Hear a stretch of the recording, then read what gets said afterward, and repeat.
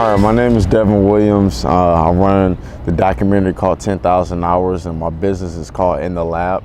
I guess what made me start playing basketball is everybody did it around my neighborhood when I was young. So I figured I'd play basketball. All my friends were playing, my family. And before I started playing piano, and I didn't really like it. So I wanted to go outside and be active, and that's exactly what I did. Started playing in like little leagues around, the neighborhood and the city, and I started really liking it. Got a lot better at it, got addicted to it. My dad watched every Laker game that ever came on, so I watched every Laker game too, just being that was my dad and that's what we did. So we watched a lot of basketball and I got better at it. The idea of 10,000 hours came from a book, actually. So it said that every person who's great takes, they had 10,000 hours, over 10,000 hours of practice. So I read that and I thought it was pretty cool, and I wanted to test it out. Now with that 10,000 hours, it comes with a little bit of luck, and not in every case, if you do 10,000 hours, you're gonna be great, but that's the thing that they found in most people who are doing like really cool things in the world, from Michael Jordan to all these other guys. Like they put in over 10,000 hours of practice. Kobe, all those guys. It turned into a documentary, and the documentary kind of blew up, and everybody wanted to. It kind of made hard work a kind of a cool thing. So now I don't want to take credit for it, but at the same time, it's kind of like just real. Like when I put out the documentary, everybody started putting out the documentary. You see people with similar styles. You see people kind of doing the same thing that I was doing in those videos now, like on Instagram and everything. So it kind of had like, I don't know how long this is going to be around, but it kind of took off. But everybody was trying to put in 10,000 hours of practice, which was cool to see because, people started applying it to other areas of their life, not just basketball. They decided to put it towards like school and I feel like I played my part for the most case, but I'm just hoping that in a few years that we can start seeing the result of that, like good, really, really good basketball players who are fundamentally sound but creative at the same time. And, hopefully I can look back, whether I get credit for it or not, I can look back and just be proud of all that. I think that I'm not trying to be different than anybody else. I just go off of what happens the most in basketball, and then I teach it to players. I don't really pay attention too much to other people's workouts, so I also don't judge them. If things are different than what I do, that's not a problem. I just go off of what I do. I kind of relate basketball to other things in life as far as training goes. Maybe it'd be fighting, or maybe it'd be, different things, music, I don't know. I try to make the connection, and hopefully that the players can understand it after I do. I believe that getting better at things is about relativity.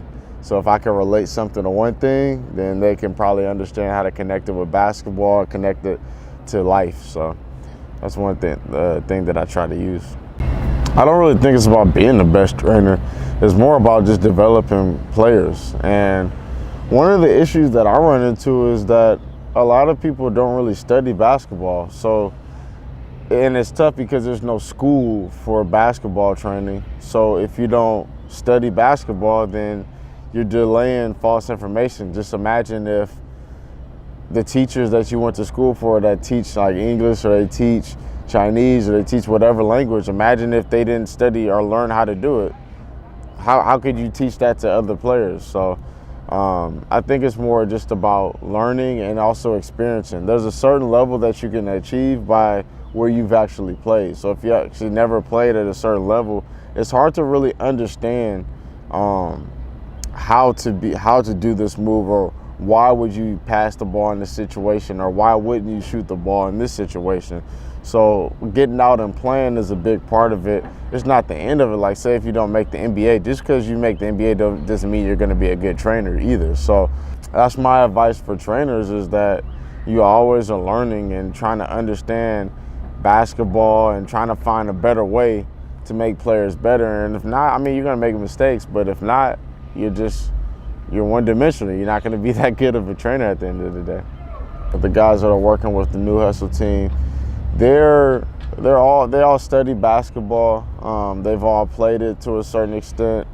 None of us made the NBA, but we understand the basketball game on that level, which is cool. So when you got those type of people who actually study, I mean, then it's a lot different. I'm not gonna tell you that we're the best basketball trainers in the world. I'm not. I wouldn't say that about myself ever. But I will say that all those guys really try to break down basketball to a science. And we're all different too. So we all have different styles of training. I may do some things that Jordan doesn't agree with, but at the same, or doesn't do. But at the same time, we don't knock each other for what we do. We're all supportive of each other. So my thing is, if people try to support each other, everybody will grow instead of everybody just trying to do their own thing. Whenever those guys need help, I'm always down to support them however I can. My plan for the future is to just see basketball grow. So whatever I have to do in order to do it, I want to. Of course, I mean, everybody wants to make money. I want to make a lot of money, but realistically, I don't know how that could happen. I've tried to plan out for it, but nothing's perfect. But for me, it's not totally about the money. I just want to see basketball grow because I love watching basketball. I love going around and just I can sit and watch it all day, and I do. That's all I do is watch basketball. So that's just my plan is that, and then to grow in the lab. My business is in the lab, and as you can see the logo, it's about teaching people how to be better at basketball. That's really all it is. So if I can keep growing in other countries, then that'll make me happy and allow me to go other places. Teaching young kids, it's too late for me. Like, I can get better. I can definitely get better.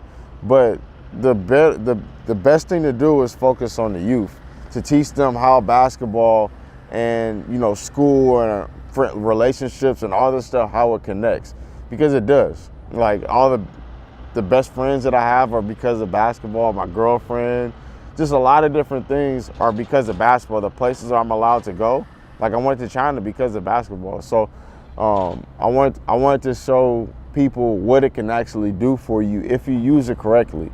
Some people let basketball use them, which is not a good thing. They let it drive them crazy.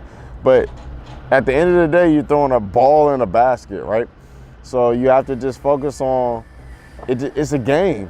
Why get so mad? I mean, it's definitely good to be passionate about basketball, but it's not the end of all means. Like, there's other things in life, and it can teach you. If you use basketball correctly, it will teach you about those things. And if you don't, it'll be a waste of time. My job is to show people how great the sport truly is and what it's done for me, share my testimony.